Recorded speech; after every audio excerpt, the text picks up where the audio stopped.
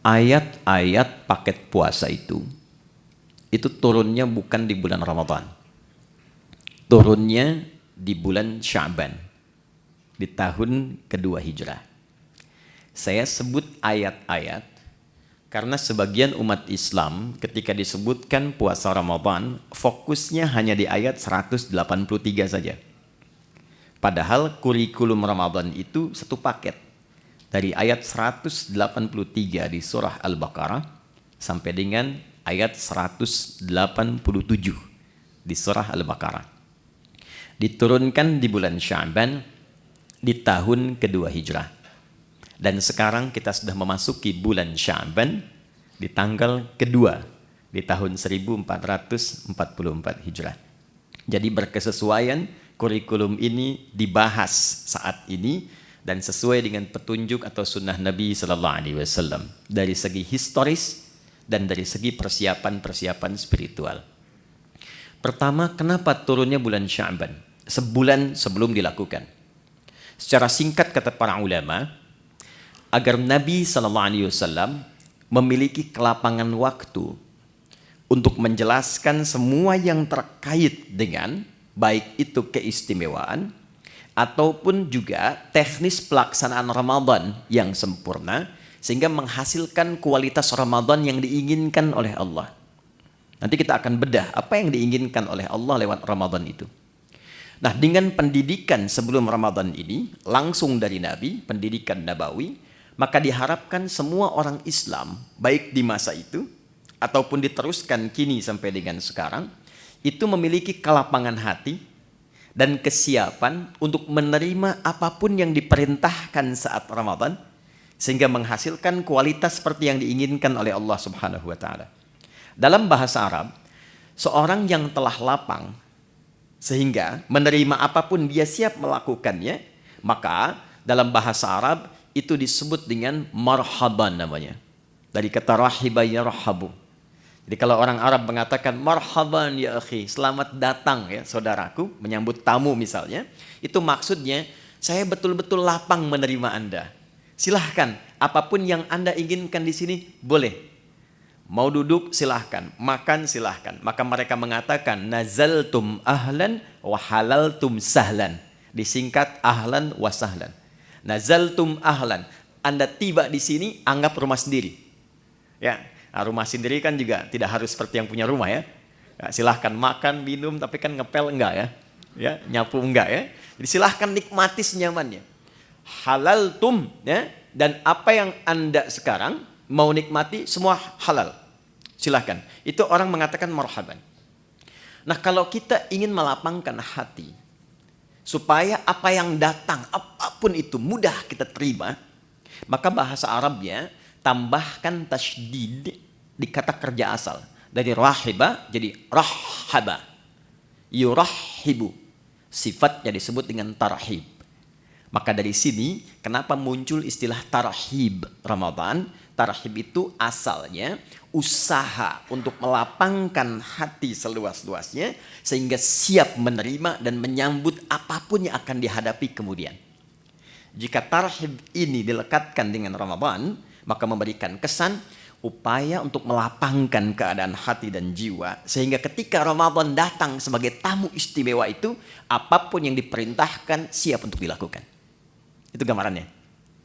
Nah, sekarang apa materi tarhib Nabi Sallallahu Alaihi Wasallam yang pernah beliau sampaikan kepada sahabatnya yang menjadi kurikulum untuk diwariskan sehingga dengan warisan ini setidaknya mendekati kualitas para sahabat-sahabat ataupun tabi'in di era itu yang bisa kita capai di masa-masa yang berbeda.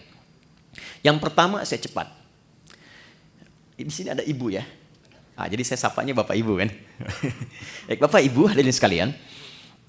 Yang pertama, penting diketahui bahwa goal dari Ramadan itu ada 3. Jadi seseorang disebut berhasil melewati pendidikan Ramadan bila setidaknya dia bisa mendapatkan 3 goal yang diharapkan yang langsung Allah tuangkan dalam Al-Quran. Yang pertama, ada yang dinamakan dengan peningkatan ketakwaan personal. Itu yang ada di Al-Baqarah di ayat 183. Jadi Ramadan desainnya dihadirkan oleh Allah ibadah selama sebulan. Nanti harapan pertamanya ditujukan supaya membentuk karakteristik setiap muslim itu yang memiliki ketakwaan personal yang tinggi. Dalilnya Quran surah kedua ayat 183. Ya ayyuhalladzina amanu kutiba alaikumussyam kama kutiba alal ladzina min qablikum la'allakum tattaqun. Nah, ketika menunjuk tattaqun itu menggunakan kata kerja kedua. Nanti saya bedah. Ya. Jadi supaya kalian kan ke kita. Jadi Allah mengkhitab kita secara personal. Aku siapkan puasa ini, ya, dan dipanggilnya nanti untuk semua tanpa kecuali. Nanti saya detilkan. Tujuan dasar pokoknya supaya membentuk karakteristik ketakwaan personal bagi setiap individu muslim. 1. 2, saya cepat. Ramadan juga disiapkan oleh Allah untuk membentuk ketakwaan sosial. Jadi bukan sekedar secara pribadinya menjadi lebih baik, tapi ternyata kebaikan personal ini baru punya nilai optimal dalam pandangan Quran jika auranya sudah mampu ditebarkan ke lingkungannya. Karena itu puasa nggak biasa nanti desainnya. Ya, nanti akan melatih kita saat yang bersamaan untuk berinteraksi secara sosial dan mengoptimalkan semua karakter sosial kita. Sehingga goalnya akan terlihat bukan hanya dengan Allah yang punya hubungan baik. Jadi kalau dengan Allahnya baik, dengan manusianya tidak baik, belum sempurna Ramadannya. Dan yang ketiga, membentuk karakteristik manusia yang bersyukur kepada Allah Subhanahu wa taala. Ketakwaan personal, ketakwaan sosial, ketakwaan sosialnya ada di ayat 187 dan karakter syukurnya ada di ayat 185. Itu saja akan kita bedah di kesempatan kali ini.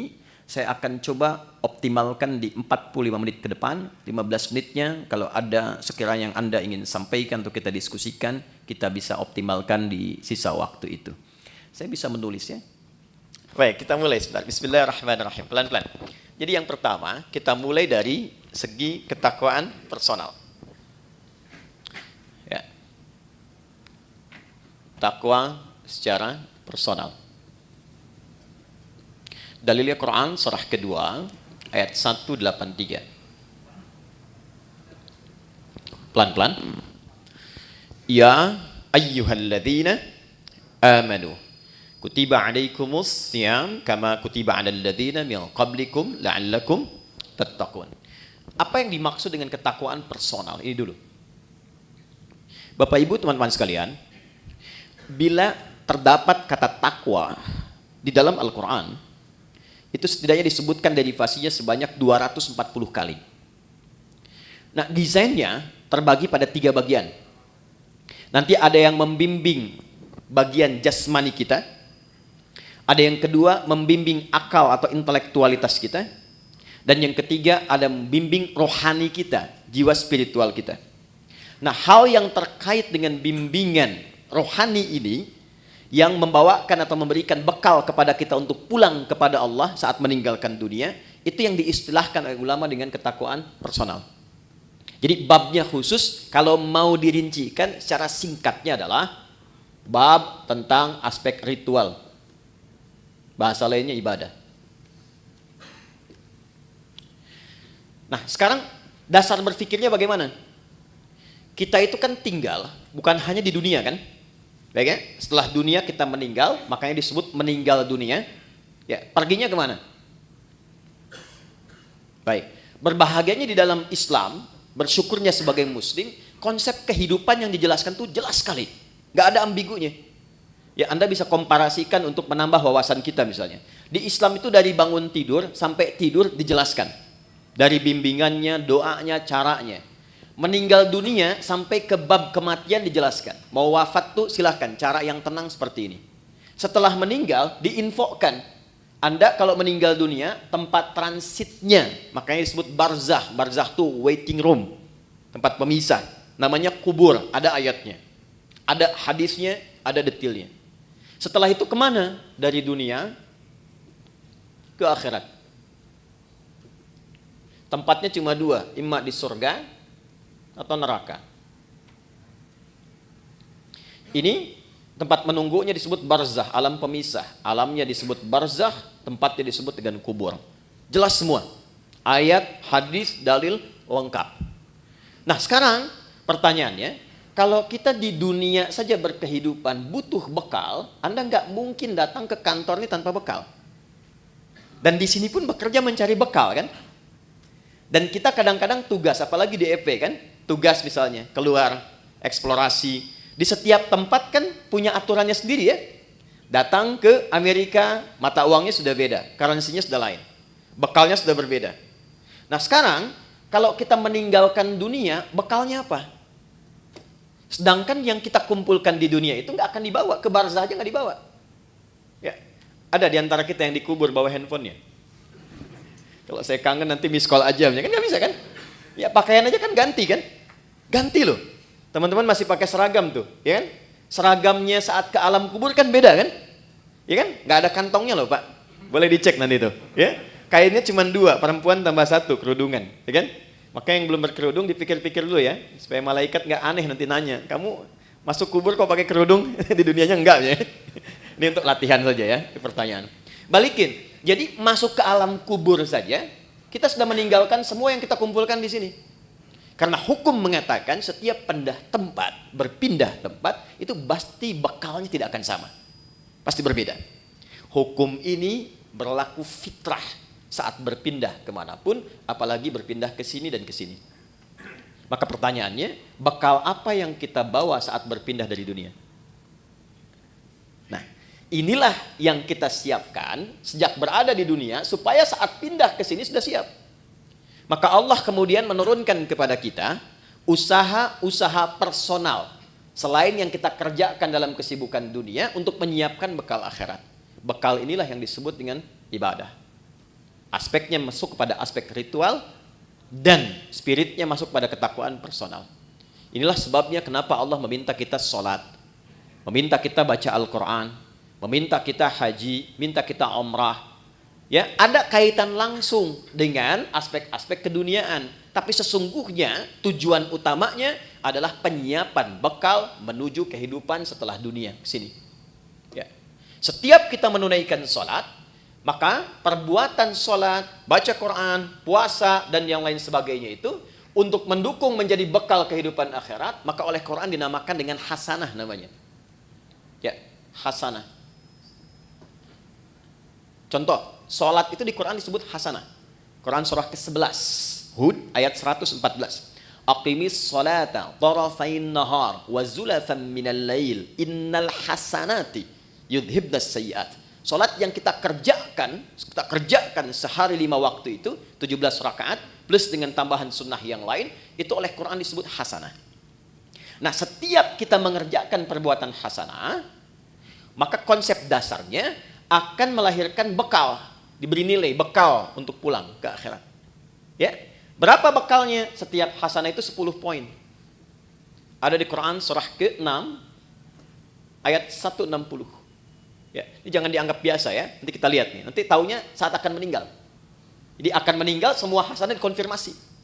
Makanya ada orang yang ketika akan meninggal kan senyum, tenang. Panggilannya panggilan ketenangan, hasil ibadah. Contoh, dalam sholat kan kita tadi ada tumakninah ya.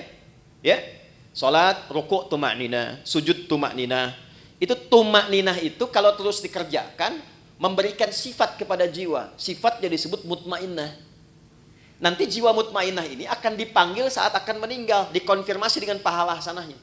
Makanya ketika dipanggil Quran surah 89 ayat 27 sampai dengan 30, ya ayyatuhan nafsul mutmainnah, irji'i ila rabbiki radiyatan mardiyah. Kenapa ada yang tenang, senyum? Karena ditampakkan.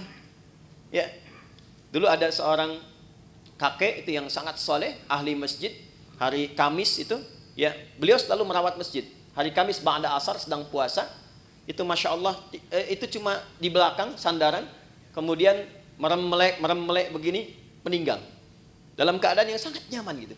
Ahli masjid, wafatnya di masjid. Cuma merem-melek, meninggal. Itu hati-hati belakang ya, yang merem-melek tuh ya. Oke? Balik sini.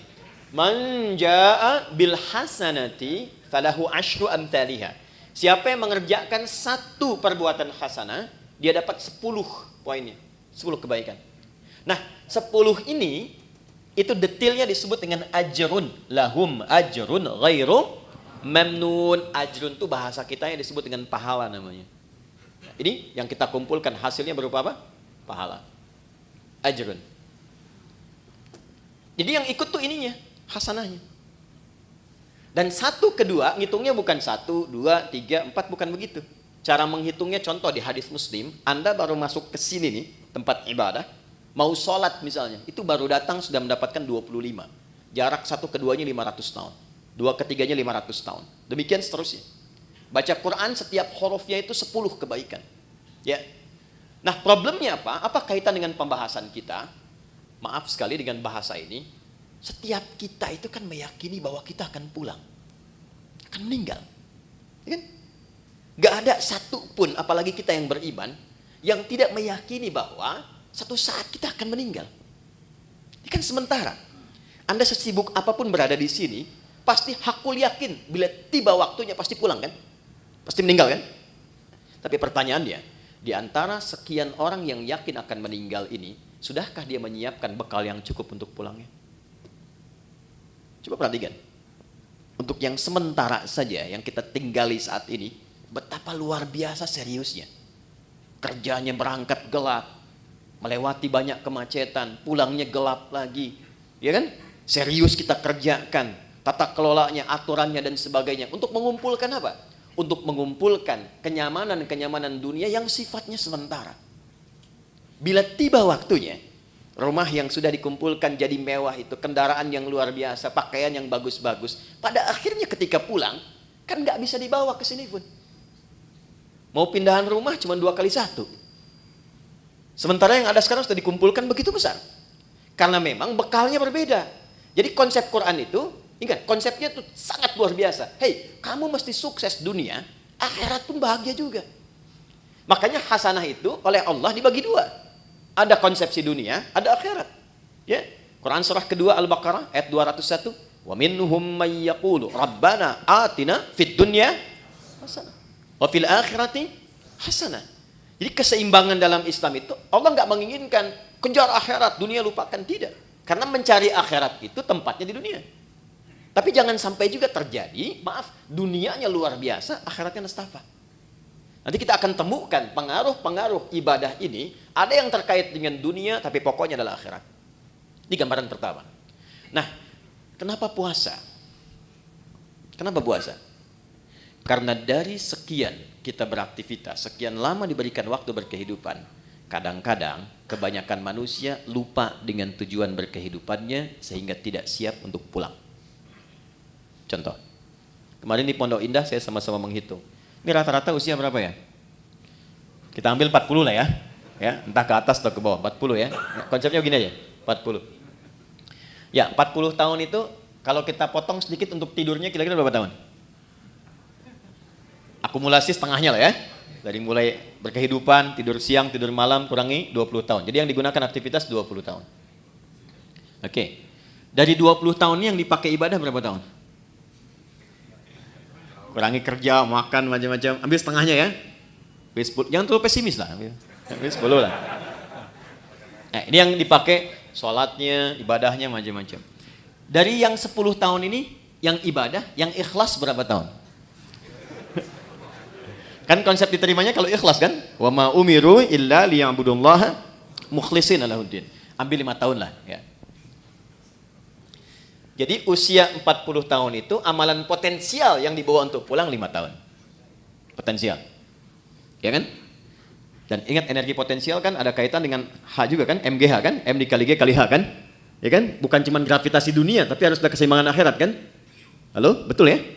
Baru jadi kinetik kalau ada itu baru kan setengah M dikalikan V kuadrat kan? Tambah kedua jadi mekanik kan? Baik, kita balik ke sini. Dari 5 tahun yang ikhlas nih, maksiatnya berapa tahun? Udah kebayang ya sekarang ya? Dan harapannya kan ke sini surga Firdaus kan? Bersama Nabi kan? Bekalnya mana? Itulah yang menjadikan sifat Rahman dan Rahimnya Allah diaktualisasikan kepada kita dalam wujud Ramadan itu. Allah menginginkan sekalipun waktunya terbatas, tapi dengan kasih dan sayangnya diinginkan oleh Allah setiap hambanya yang beriman itu punya peluang yang tinggi untuk mendapatkan rahmat Allah di akhirat berupa surga. Maka didatangkanlah setiap tahun 12 bulan itu dari sekian kesibukan 30 hari khusus untuk meningkatkan ketakwaan personal ini, sehingga meningkatkan peluang-peluang untuk mendapatkan rahmat di akhirat. Kenapa wujudnya puasa? Karena puasa adalah desain satu-satunya yang menjadikan setiap manusia mudah meningkatkan amal soleh. Satu, Anda kalau tidak sedang puasa, jangankan sholat sunnah, maaf, sholat fardu pun kadang terlambat. Dan kesannya biasa. Nanti lihat saat puasa, jangankan sholat fardu, ketinggalan sunnah, gelisah. Lihat awal pertama Ramadan nanti, ya, para ibu bahkan sudah maaf sekali, ya, sudah mulai memesan tempat, membuk tempat-tempat saf pertama dengan sajadah itu. Dan itu bukan ngejar sholat fardu, ngejar tarawih. Dan tarawih sunnah kan?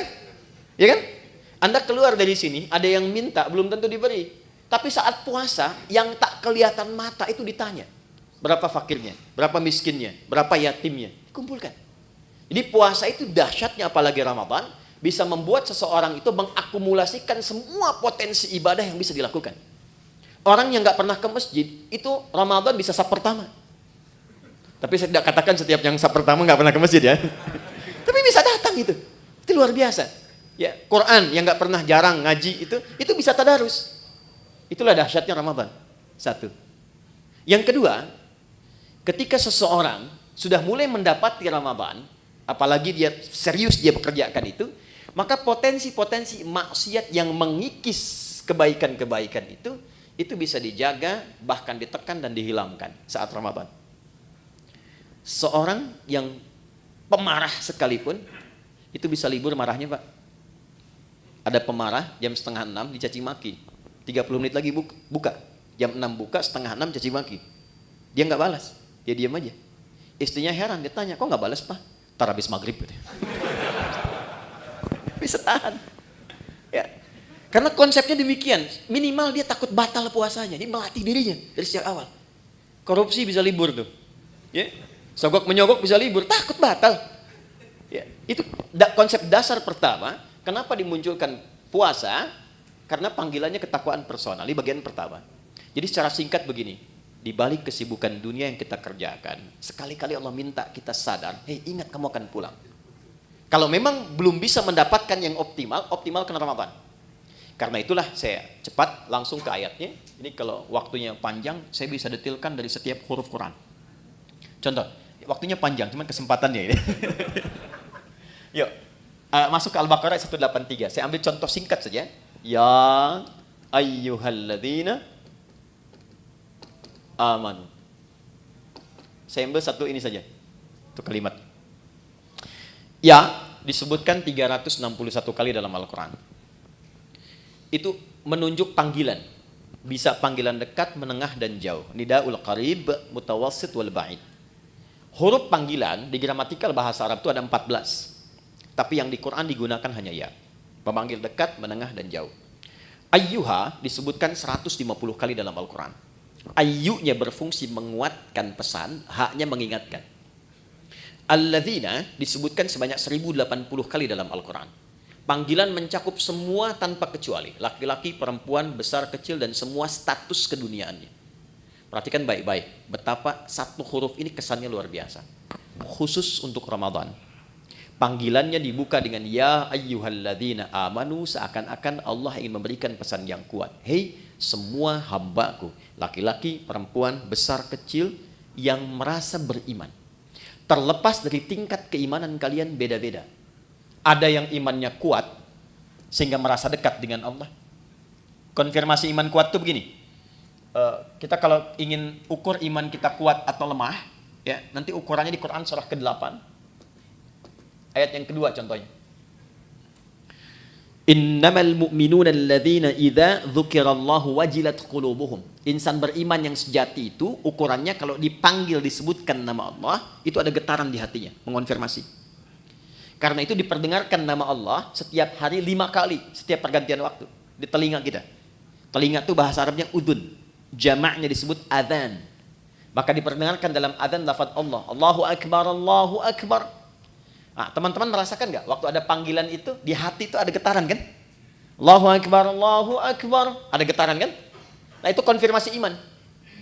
Kalau kemudian itu direspon dan sadar saat dipanggil, misal subuh 4.35 dipanggil, Anda masih tidur, Allahu Akbar, Anda langsung bangun, ya Allah sudah adzan, wudu, siap-siap sholat. Nah, ini menunjukkan iman Anda standar. Masih charter tuh. Standar. Ya, Anda jam kerja jam 7 di sini, masuk jam 7, standar kan? Ya kan? Tapi yang hebat tuh begini, dipanggil 4.35, jam setengah 4 sudah bangun. Ada yang begitu. Ya, itu isyarat misal di Quran surah keempat ayat 103. Inna salata kanat 'alal mu'minina kitaban mauquta. Insan beriman itu tahu waktu salat karena tahu dia siap-siap sebelum dipanggil. Itu yang hebat. Nah, maka orang-orang yang standar itu yang menengah jaraknya. Ya, hei yang menengah, yang kalau dipanggil baru datang. Ya, atau yang merasa imannya kuat. Sebelum dipanggil sudah siap-siap. Ada yang lemah, dipanggil 4.35, dia baru bangun 5.34. Itu pun belum ingat sholat. Ya. Tapi dahsyatnya, dalam Ramadan, di hari pertama dipanggil, Allah tidak melihat semua tingkat keimanan itu. Allah panggil semua dengan satu huruf yang sama. Seakan-akan mengatakan begini, aku tidak peduli betapa tingkat iman kalian. Maka di detik ini, aku panggil semua tanpa kecuali. Yang lemah aku kuatkan, yang menengah aku dekatkan, yang dekat pun aku tambahkan kekuatan kembali. Itulah yang menjadikan semua kita tanpa peduli karakteristik imannya, parameter tingkat rendah dan tingginya. Coba lihat, bukti ayat ini. Di awal Ramadan semua semangat. Lihat nanti, hari pertama Ramadan. Ya, kita insya Allah tanggal berapa nanti? Tanggal 1 Ramadan, ya? 1 Ramadan. Yang kemungkinan Masehinya nanti saya sampaikan belakangan saja, ya, belakangan saja. Tapi insya Allah sama 1 Ramadan. Pas 1 Ramadan, malam tarawih, itu semua akan kumpul di masjid. Terlihat, nggak peduli apakah dia jarang ke masjid, apakah dia jarang berjamaah, itu bisa kumpul semua. Tapi problemnya adalah Allah turunkan rahmat itu hanya di awal untuk memberikan sebuah bekal dasar. Nah, apakah kita mampu menjaga itu atau tidak sampai akhir itu kembali kepada manusianya masing-masing. Itulah sebabnya butuh tarhib. Kalau nggak disampaikan dari tarhib, itu bisa terjadi kemajuan. Anda awal sampai 10 sak, hari kedua maju 9. 3, 8, ya. Terus sampai dekat mudik kosong kan? Ya. Dan itu selalu diingatkan sebelum Ramadan, tapi kejadian terus gitu. Coba lihat nanti. Ya, karena apa? Motivasinya berbeda. Motivasinya berbeda. Nah, ini poinnya. Jadi di awal Ramadan, ya sudah diingatkan dalam ayat yang pertama turun, Allah berikan perangkat kemudahan bagi setiap personal untuk mendekat kepada Allah. Supaya terjadi peningkatan ketakwaan. Dahsyatnya apa? Ini motivasi pertamanya. 1. Saya langsung kembali ke hadis di Al-Bukhari. Perhatikan baik-baik. Man shama Ramadhana imanan wa ihtisaban, ghufira lahu ma taqaddama min dhanbi. Masuk malamnya, hadis yang sama, beda diksinya. Man qama Ramadhana imanan wa ihtisaban, ghufira lahu ma taqaddama min dhanbi. Karena pertama kali masuk Ramadan kita ibadah malam, salat, disebut dengan qiyam, pekerjaannya disebut dengan qama. Perhatikan anugerah besarnya saat Ramadan. Dari alladzina dipersonifikasi jadi man. Kalau man itu sudah ke personalnya. Kalau alladzina masih umum. Siapapun dari yang banyak ini, malamnya memulai dengan menyiapkan diri untuk menunaikan tarawih. Man qama Ramadhana, khusus Ramadan, bukan yang lain. Imanan, karena panggilan imannya merespon seruan Allah. Di Allah panggil, ya ayyuhalladzina amanu, Anda datang dengan iman itu. Jadi bukan karena orang lain tarawih Anda ikut. Bukan karena imamnya bagus saya ke situ gitu. Bukan. Karena kesadaran bahwa selama ini saya sibuk, jarang nyari akhirat. Selama ini orang sudah menghafal Quran, saya baca aja belum punya waktu. Selama ini orang tahajud, saya masih kejar kerja lagi. Dapat meninggal, bekal belum siap. Maka ketika diberikan Ramadan, saya sadar ini peluang saya. Maka dia datang dengan imannya. Begitu datang dengan imannya, dia mengoreksi dirinya. Dia sadar, ya Allah, selama ini saya sibuk, Engkau berikan aku kesempatan sekarang untuk mendekat kepadamu. Lalu dia bacakan kalimat yang Nabi ajarkan kepada Sayyidah Aisyah, Ummul Mukminin. Allahumma innaka afuwwun karim. Tuhibbul afwa fa'fu anni. Ya Allah, Engkau mencintai orang-orang yang mendekat kepadamu. Engkau maha mulia yang memaafkan. Selama ini hamba sibuk, hamba banyak berbuat maksiat. Malam ini hamba menegadah kepadamu untuk memohon ampunanmu. Itu yang disebut ihtisaban. Begitu keluar kalimat itu, memohon ampun kepada Allah, maka ghufira lahu ma taqaddama min dzambi. Sambil ingat dia dosa-dosa yang pernah dia kerjakan, semua kesalahan yang pernah dilakukan gugur. Ini dahsyatnya Ramadan, gugur. Makanya sering oleh Bilal itu saat Ramadan sering diingatkan kan? Ya, yang mengingatkan kadang-kadang saat Ramadan ada di samping imam itu, Allahumma innaka afuwwun karim tuhibbul afwa fa'fu anni. Diingatkan supaya menghadirkan rasa-rasa kenikmatan bertobat kepada Allah. Itu ketika Anda mengucapkan kalimat itu, maaf sekali, disertai dengan keimanan, bukan kalimat biasa. Anda ingat dosa yang lampau, ingat koreksi diri, memohon kemuliaan Allah, ghufira lahu ma taqaddama min dzambi. Semua dosa-dosa yang pernah dikerjakan, ditobati di malam itu gugur langsung. Kecuali utang ya, maaf. Utang tetap berlaku, ya. Utang itu harus lunas, bukan dengan taubat jadi lunas, tidak. Ya. Apa faedahnya? Begitu selesai, dosa diampuni, Anda bangkit misalnya, baru takbir, kemudian meninggal, itu Masya Allah. Meninggal di malam itu dengan tobat gugur semua, dapat satu amalan, sudah faqad waqa ajruhu 'ala Allah. Dosanya hilang, amalannya tumbuh. Jadi peluang mendapatkan rahmat Allah di akhirat ke surga ini menjadi lebih besar. Hisabnya ringan. Itu enggak ditemukan di waktu-waktu lain kecuali Ramadan. Kalau bersamaan itu dengan malam Al-Qadar, bersamaan, maka sholat yang pertama ditunaikan itu langsung pahalanya lebih dari 1000 bulan. Bukan sama dengan 1000 bulan, ingat. Ayatnya mengatakan Lailatul Qadri khairum min. Khair min itu lebih dari, bukan sama.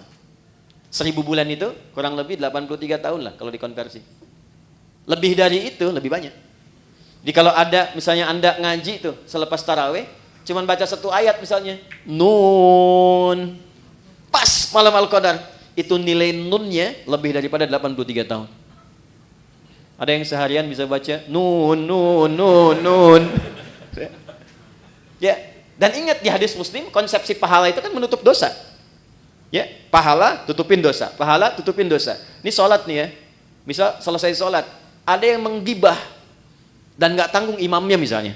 Ya, gitu amat ya bacaannya, si amat aja nggak begitu ya, dia keluar tuh.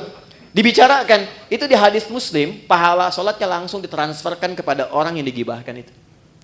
Wa syatama hadza, wa qadhafa hadza, wa daraba hadza, wa safaka dama hadza. Ada yang berselisih, difitnah, itu langsung pindah. Jadi konsepnya yang soleh menutup yang salah. Nah sekarang berapa banyak yang dikumpulkan yang soleh itu? Sementara dari ujung kepala sampai ujung kaki, maksiat seringkali terjadi setiap detik sekarang. Mata udah salah lihat tuh, baru bangun udah salah lihat. Cek WA kan? Niatnya pengen lihat YouTube ceramah, yang keluar iklan yang tak pantas. Ya kan? Dilihat apa dilewat?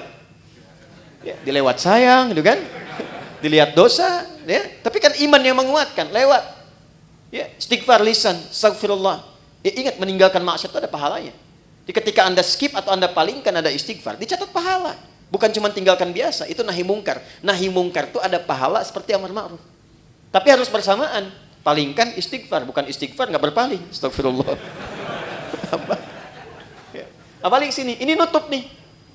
Jadi itu nggak ada kecuali Ramadan. Maka tumbuhkan motivasi, maaf sekali dengan bahasa ini, tumbuhkan motivasi bahwa Ramadan itu adalah momentum kita untuk mengejar husnul khatimah. Itu poinnya. Maka di ujung ditutup dengan kalimat kama kutiba 'alal ladzina min qablikum la'allakum tattaqun. Diharapkan dengan meningkatnya ibadah di bulan puasa ini ada kesadaran personal dalam diri kita bahwa kita suatu saat akan pulang, dan bekal pulang itu cuma takwa. Cuma takwa. Karena saat kita roh ditanamkan pada jiwa, itu membawa potensi takwa. Jadi begitu roh masuk ke dalam jiwa kita, menjadi nafas, diserap ke dalam bahasa Indonesia menjadi nafas, bisa bernafas tanda kehidupan. Nafas itu kalau sudah masuk ada takwanya. Di mana ditemukan? Quran surah 91 ayat 7 sampai 10. Wa nafsi wa ma sawwaha fa'alhamaha fujuraha wa taqwaha. Makanya potensi takwa itu dioptimalkan dalam bentuk ibadah. Setiap ibadah itu pasti ada takwanya. Kita sholat barusan, sholat itu dibuka dengan kata iman dan takwa. Dzalikal kitabu la raiba fi hudal lil muttaqin. Siapa orang takwa di situ? Alladzina yu'minuna bil ghaib wa yuqimunas. Puasa jelas. Haji, nanti mau haji itu. Itu takwa ujungnya. Al-Baqarah 197, wa tazawwadu fa inna khairaz zadit taqwa. Itu poinnya. Jadi secara singkat, kalau kita dengar kata Ramadan, Ramadan, Ramadan, sandingkan kalimat itu dengan kata pulang.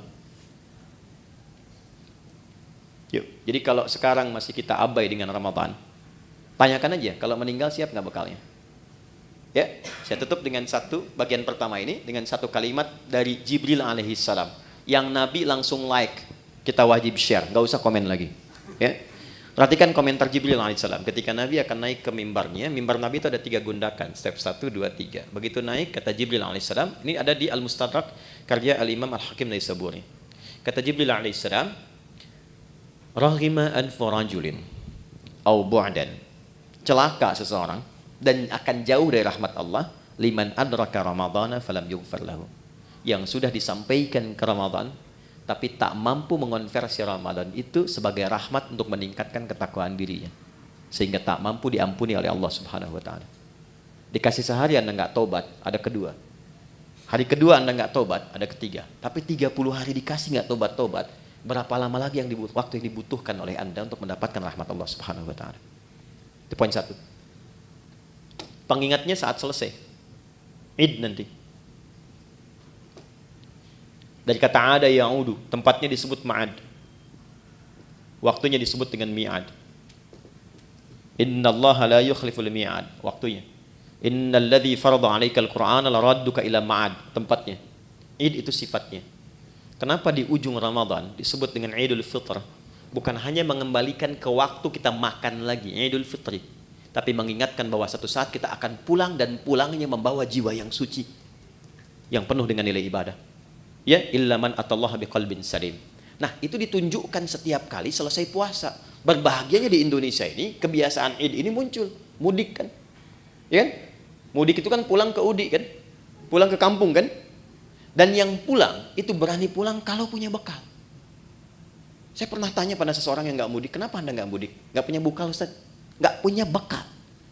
Tapi yang punya bekal, itu semangat pulangnya luar biasa. 3-4 hari sebelum pulang, udah siap-siap. Dan dia telepon ke tempat yang akan pulang. Maka di tempat itu ibunya, saudaranya udah siap-siap ngecat rumah. Makanan diada-adakan, siap penyambutan. Kadang-kadang kan terjadi yang luar biasa ya. Luarnya seperti kaleng biskuit, dalamnya rangginang kan. Saya nggak sebut nama produk supaya nggak endorse ya. UMKM nggak apa-apa gitu. Itu semua disiapkan. Dan yang akan pulangnya, itu saking bangganya, walaupun kendaraannya kecil, bekalnya banyak. Motornya kan bebek kan, tapi bekalnya singa kan. Coba lihat, dusnya ditambah lagi pakai pelepah kurma, sampingin lagi pelepah pisang tuh ya kalau di sini. Ya, pelepah pisang tambahin dus, tambah lagi, dan dia tuliskan, aku pulang sayang. Kenapa? Karena siap. Di akhirat tuh begitu. Ketakwaan personal ini wujudnya dari sholat, puasa, Quran, haji. Ini yang menjadikan pintu-pintu surga bergantung dengan amalan ini. Di surga itu ada 8 pintunya, dan 8 itulah amalan pokok kita. Makanya nanti ada yang dipanggil dari pintu puasa yang rajin puasa, pintunya Ar-Rayyan. Ada pintu babus sholah, pintu tahajud, pintu sedekah. Pastikan Anda menekuni ketakwaan personal itu di sisi yang mana sehingga punya kebanggaan saat pulang. Kalau belum sempat baca Quran, saya kasih kabarnya dari sekarang. Saya keliling-keliling Indonesia. Sekarang di setiap tempat tuh berburu Quran. Dari mulai anak-anak kecil yang 3 tahun, 4 tahun, 5 tahun, bahkan yang kata orang gak bisa melihat, matanya buta. Saya selalu katakan Allah tutup peluang matanya untuk melihat maksiat. Itu mereka pun sudah mulai menghafal Quran. Dan banyak di antara mereka juga punya kesibukan. Ada yang tempat ber-AC, nyaman, tenang, enak. Dengan semua fasilitas belum mampu mendekat kepada Allah, maka bandingkan dengan orang-orang yang kerja di lapangan. Ada satu tempat, istrinya itu suka ngambil suluh, suaminya kerja serabutan. Tapi kalau orang datang ke situ, itu Masya Allah, semua yang terbaik dihidangkan, makanan, ikan dan sebagainya. Dan istri akan mengatakan, Alhamdulillah, Abi itu kalau pulang Allah kasih uang banyak sekali. Berapa sebulan? Ya kalau nggak 500, 700 ribu. Tapi tahu gak Anda, istrinya hafal Quran 30 juz dan suaminya 7 riwayat. Dan mereka bekerja dalam diam. Dunianya hasanah, dan mereka menyiapkan akhirat yang sangat dahsyat untuk pulangnya. Karena di antara yang diparadekan oleh Allah untuk pulang itu, dan diperintahkan malaikat berjajar di setiap pintu surga menyambut, itu ahli Al-Quran. Makanya Ramadan kita punya kebiasaan mendalami Al-Quran, salah satunya untuk itu. Nah, jadi kita lihat spirit pertamanya itu. Jadi nanti saat akan ke Ramadan, siapkan agendanya dari sekarang. Ini kurikulum yang Nabi ajarkan. Ya, mohon maaf dari sekarang. Rencana mau berapa juz khatam nanti? Mau berapa juz hafal? Jangan tanggung, 30 juz pasang target. Hafal Quran. Maksud saya begini, kalau target 30, nyangkutnya kan jelas, 28, 27, kan 3 juz ya. Kalau cuma 1 juz kan targetnya, nanti nyangkutnya kan nggak jelas tuh ke bawahnya. Dari sekarang siapkan. 1, sedekahnya, ya. Kemudian sholatnya, sholat sunnahnya dari sekarang bikin. Menunya keluarkan semua. Nanti checklist, minimal salah satu pernah dilakukan. Ya, checklist 1, 2, 3, selesai Ramadan, demi Allah saya katakan, rasakan pasca Ramadan, apakah ada perubahan, peningkatan ketakwaan personal ini setelah selesai menunaikan puasanya. Nanti cirinya pada bagian ketiga. Saya cepat, saya punya 5 menit lagi. 2, ada jenis kedua disebut dengan ketakwaan sosial. Ayatnya ke 187, lihat ujungnya. La'allahum yattaqun, dari taqiyah. Kalau tak itu Anda, kalian, personal. Kalau ya dibicarakan dia. Kalau dijamakkan tambah di ujungnya, yattaqun, mereka. Jadi bukan hanya membentuk secara pribadi untuk kita, tapi interaksi dengan lingkungan sosial kita. Hablum minan nas, hablum minal makhlukat. Maka, ciri orang yang berhasil puasanya bukan hanya baik secara personal, tapi implementasi kebaikan personal itu bisa dilihat dari perbuatan baiknya dengan sesama. Makanya saat puasa, anjurannya bukan sekedar meningkatkan ibadah pribadi. Pernah dengar hadis ini di At-Tirmidzi? Siapa yang memfasilitasi bukaan untuk orang puasa, walaupun 1 biji kurma saja, 1 kurma, ataupun sehirup air saja, maka dia mendapatkan pahala yang sama dengan yang berpuasa itu tanpa dikurangi sedikit pun. Pernah dengar hadisnya? Hadisnya sahih. Tapi jangan salah menyimpulkan ya, bacanya pakai ilmu hadis.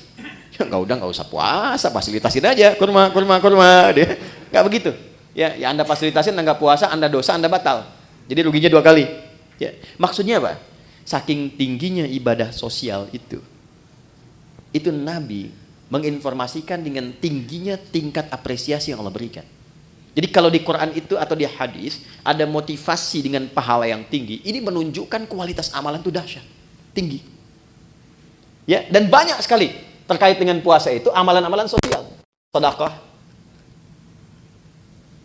infak, memuliakan yatim, zakat, ini kan sosial semua. Tapi pernah nggak teman-teman kita semua rincikan itu formulasinya kemana? Contoh misalnya, kan ada zakat, ada infak kan? Baik, zakat itu untuk siapa? Infak untuk siapa? Ternyata skema infak itu dia ada 2 tuh, ada infak wajib, ada infak sunnah. Yang wajib itu untuk keluarga, disebut dengan nafkah namanya. Ya, maka kewajiban kita memuliakan istri, memuliakan anak, cari sekolah yang mendekatkan dia dengan Allah, cari pakaian yang menutup aurat supaya Allah senang, ya, gambarannya itu wajib dan ada pahala. Kalau antum kerja sekarang berangkat ke sini, diniatkan untuk nafkah karena menaati perintah Allah, Quran surah 4 ayat 34, ya kan? Itu setiap langkahnya ada pahalanya, teman-teman. Jangan dikira biasa. Dan kalau antum rajin tahajud, itu dibimbing untuk meningkat karirnya. Quran surah 17 ayat 79 sampai 80. Ini agak cepat aja karena kita sedikit lompat-lompat. Saya balikan, itu nafkah pertama. Niatkan sebagai ibadah dan antum pun akan terjaga. Kalau diniatkan ibadah, antum gak akan terjebak korupsi. Malu lah masa ibadah berbuat kotor. Ada orang minum bir misalnya pakai bismillah. Bismillahirrahmanirrahim, berkurang dikit dah dosanya gitu kan? Enggak ada. Ya, orang kalau mau korupsi juga kalau sedang merasa ibadah gak mungkin dilakukan. Dia akan terjaga. Nah, tapi yang terkait dengan Ramadan ini, saya mau tarik ya. Nih, ke infak sunnah. Saya perhatikan banyak mencarinya keluar dulu.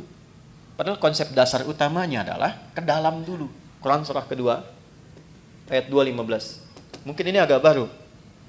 Yas'alunaka madza yunfiqun. Mereka bertanya kepada Muhammad SAW, apa yang akan diinfakkan dan kepada siapa? Kata Allah, qul ma anfaqtu min khair. Katakan kalau mereka ingin infak, berikan kualitas yang baik, yang terbaik. Pertama lil walidain, orang tua. Ini dulu. Coba jauh-jauh infak bahkan sampai ke luar negeri dan sebagainya, nggak dilarang. Tapi lihat orang tua sendiri dari infaknya belum? Berapa di antara anak-anak yang mengirimkan bukaan pada orang tuanya? Yang mentransfer untuk persiapan Ramadannya? Itu disindir keras oleh Al-Quran di Quran surah 46 ayat ke-15. Bahkan kata Quran, kalaupun Anda sudah sukses dan menikmati kesuksesan itu, mungkin, maaf ya, ini isyarat Quran ya, kesuksesan itu didapatkan bukan hanya kerja-kerja keras Anda. Saham Anda mungkin 30%. 70%-nya ibu yang sering tahajud minta sama Allah nangis. Ayah yang dengan peluh keringatnya luar biasa. Gak apa-apa ya Allah saya mencangkul anak saya yang penting jadi direktur.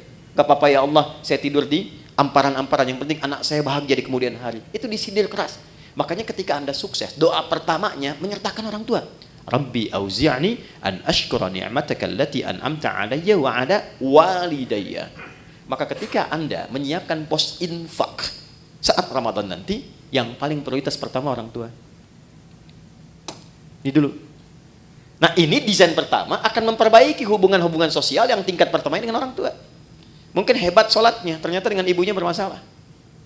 Ya, hebat puasanya, sunnah dikerjakan, dengan ayahnya belum selesai masalahnya. Tuntaskan dulu. Ini skemanya. Wal aqrabin, kerabat terdekat. Nomor 2. Wal yatama, baru naik ke anak yatim. Wal masakin, baru orang miskin. Wabnis sabil, orang-orang yang kesulitan. Setelah itu, baru nanti yang umum, yang fi sabilillah. Banyak sekali cabangnya, bisa kita kumpulkan. Nah, singkatnya adalah, mumpung sekarang kita masih di bulan Sya'ban, dari sekarang disiapkan, nabung dari sekarang. Berapa anggaran infaknya nih untuk skema sosial untuk Ramadan? Setiap hari keluarkan misalnya 1, 2, 3, support A, support B, support C. Karena yakin Ramadan itu dengan sendirinya pasti akan meningkat. Pasti disiapkan oleh Allah. Pandai-pandai melihat berapa yang Allah siapkan untuk kita. Kalau sudah cukup di dalam rumah, Anda dapat gaji misalnya 20 juta. Kebutuhan di rumah 10 juta, tabungan 5 juta untuk ke depan, untuk anak-anak. Berarti 5 juta itu peluang ibadah Anda lewat harta. Optimalkan. Tinggal diatur nanti bagaimana penyalurannya saat Ramadan. Dan yang paling dahsyat, ada nanti skema yang ketiga, yang terakhir, sedekah. Yang sifatnya lebih luas lagi. Bukan hanya muslim, tapi sampai non-muslim. Sampai non-muslim. Anda bekerja kan di sini nggak semuanya muslim tuh. Pasti ada non-muslimnya. Nah, tebarkan aura Ramadan kepada teman-teman juga. Ya. Jadi begitu datang nanti bulan Ramadan, bisa dibikin skemanya untuk sedekah itu lebih luas sifatnya. Mungkin di antara anak mereka ada yang kesulitan, bisa diberikan bantuan SPP-nya. Gitu kan? Ada di antara mereka yang tertarik dengan Islam, berikan kemudian pendalaman dengan buku-buku keislaman. Biayanya boleh dari skema ini. Bahkan nanti bisa dari zakat yang mu'allafati qulubuhum. Ya, Anda mau buka berbagi, makanan kan banyak tuh. Kata Nabi berbagi, sampingnya mungkin tetangga non-muslim, ajak. Anda mau buka bersama barang-barang nih ya, jangan yang muslim saja. Mungkin ada non-muslim tertarik, ajak. Ya, ketika dia bertanya, ya, kok saya boleh ikutan? Sampaikan. Islam atau Quran yang mengajarkan saya untuk berbagi. Ya, nanti hari kedua dia tanya lagi, hari ini Quran ngajarin lagi berbagi kan? Ini poinnya. Yang terakhir, yang ketiga, ya kita akhiri. Jika semua ini sudah bisa kita lakukan, maka semua latihan ini akan merubah kepribadian kita dan membentuk karakteristik yang baru pasca Ramadan. Gambarannya begini, maaf sekali, kalau teman-teman biasa makan pakai ayam, pakai kerupuk, ayam pakai kerupuk, ya, ini Ustaz Mubarak waktu pesantren tuh capruk, kecap kerupuk, ya. Saya satu pesantren dengan beliau, kecap kerupuk, ya. Nah, setelah 30 hari, hari ke-31 ayamnya dikasih, kerupuknya nggak dikasih. Kira-kira komentar pertama apa? Mana kerupuknya? Karena sudah terbiasa kan? Baik. Ramadan kan kita dilatih. Kebiasaan sholat, biasa baca Quran, biasa berbagi, biasa mendekat, biasa evaluasi. Masa 30 hari melakukan itu nggak merubah karakter? Pasti akan ada perubahan. Ya, hal pertama yang didapatkan pasca itu, yang pertama ketenangan. Itu dulu. Jadi Allah itu kalau ingin merubah seorang hamba jadi lebih baik, hatinya ditenangkan dulu. Karena tenang ini kunci sejalannya. Hidup tenang, di rumah tangga kan tenang ya. Samara itu kan sakinah dulu, sakinah kan tenang ya. Di kaya pun kalau nggak tenang nggak enak. Coba pilih mana? Kaya tapi gelisah atau miskin tapi tenang? Nggak ada pilihan ketiga, jangan maksa. Saya tahu kaya dan tenang ya. Kaya tapi gelisah atau miskin tapi tenang? Jadi Allah itu kalau ingin merubah seorang hamba menjadi lebih baik, itu diberikan ketenangan dulu. Setelah tenang nanti baru diinstal. Dia pengen apa? Apakah ilmu, apakah harta atau kedudukan? Baru diarahkan. Anda kalau sholat, yang didapatkan kan bukan solusi dulu kan? Sebelum tanha anil fahsya'i wal munkar, ketenangan dulu. Makanya kalau orang itu kalau sudah sholatnya bagus, hatinya lebih tenang. Baca Quran juga begitu. Ya, jadi kalau Anda sedang gelisah, ibu-ibu itu jangan bikin status. Gak menyelesaikan persoalan. Ya, ini mendung di sekitaran bikin status. Mendung ya, yang gak menghentikan mendung kok. Ya. Kalau sedang gelisah, ambil wudhu, ngadap kiblat, ambil mushaf, baca Quran. Tenang hati. Walaupun solusi belum datang. Nah, Ramadan pun begitu. Ketika Allah ingin tanamkan hidayah pada seorang hamba, yang diberikan pertama ketenangan, lebih tenang pribadinya. Kedua, lebih nikmat dalam beribadah, lebih berkualitas, merasakan peningkatan kualitas dalam ibadah. Jadi ada kecenderungan ingin nambah, ada mulai rindu dengan tarawih, padahal mau berakhir, ya kan? Maka saat itulah kemudian tanda awal dari Allah bahwa hidayah telah ditanamkan dalam diri kita. Ketika ditanamkan pada diri itu, maka wujud yang terakhir yang Allah inginkan, walitukabbirullaha ala ma hadakum wa la'allakum tashkurun, membentuk pribadi yang lebih bersyukur. Apa itu syukur? Secara singkat, syukur adalah mampu mengonversi semua nikmat yang Allah berikan pada setiap tempat yang Allah kehendaki. Maaf, lisan ini fungsinya untuk bicara. Tapi Allah menginginkan bukan sekedar bicara, bicara yang baik-baik. Itulah syukur. Syukur dengan mata melihat yang baik-baik. Syukur dengan tangan menulis menggerakkan yang baik-baik. Maka orang yang lulus puasanya, puasa itu akan merubah kepribadian dirinya menjadi lebih baik sebagai syukur kepada Allah Subhanahu wa taala setelah menyelesaikan pelatihan selama 1 bulan itu. Karena dia mendapatkan syukur itu, maka dia coba mengekspresikannya dengan bertakbir. Itulah sebabnya hari pertama di bulan Syawal kita bertakbir, Allahu Akbar, Allahu Akbar, Allahu Akbar. Takbir itu ada 2 jenisnya. Ya, ada takbir perjuangan, ada takbir sebagai syukur. Nanti ada yang menambahkan ulama dengan takbir ibadah seperti dalam sholat. Takbir perjuangan itu saat berjuang, Allahu Akbar, Allahu Akbar, Allahu Akbar. Bung Tomo teriak Allahu Akbar, yang lain Allahu Akbar. Sampai di undang-undang kita nama Allah masuk. Atas berkat rahmat Allah yang Maha Kuasa. Sebagai wujud perjuangan kita. Ada takbir dari syukur. Sebagai wujud Allah telah memberikan hidayah kepada kita. Itu boleh bertakbir. Ya, Anda misalnya puasa. Kalau saya dapat sesuatu, saya pengen puasa. Begitu dapat, diberikan Anda puasa. Anda bertakbir misalnya, Allahu Akbar, itu sunnah. Boleh untuk dilakukan. Nah, jadi secara singkat, lulus puasa, jadilah pribadi yang lebih baik dekat dengan Allah. Bersikap mulia terhadap sesama. Saat yang bersamaan, mampu menata diri dari ujung kepala sampai ujung kaki, menjadi pribadi yang lebih baik. Itulah esensi Ramadan yang Allah perintahkan lewat Rasulullah untuk berlatih selama kita menunaikannya. Adapun detailnya nanti, insya Allah kita sudah siapkan. Saya siapkan nanti tayangan full selama Ramadan untuk menurunkan detail dari semua ini. Ini amalannya apa, ini prakteknya apa, evaluasinya apa. Insya Allah nanti teman-teman bisa terhubung dengan Adihiyat Official. Kita siapkan nanti setiap hari, setiap Ramadan ada tuntunan, dan saya siapkan buku juga yang spesifik untuk itu. Jadi teman-teman bisa akses dan diinfokan setelah selesai. Ya, dicetak kita bisa infokan sehingga Anda punya kurikulum yang bisa Anda pedomani selama Ramadan.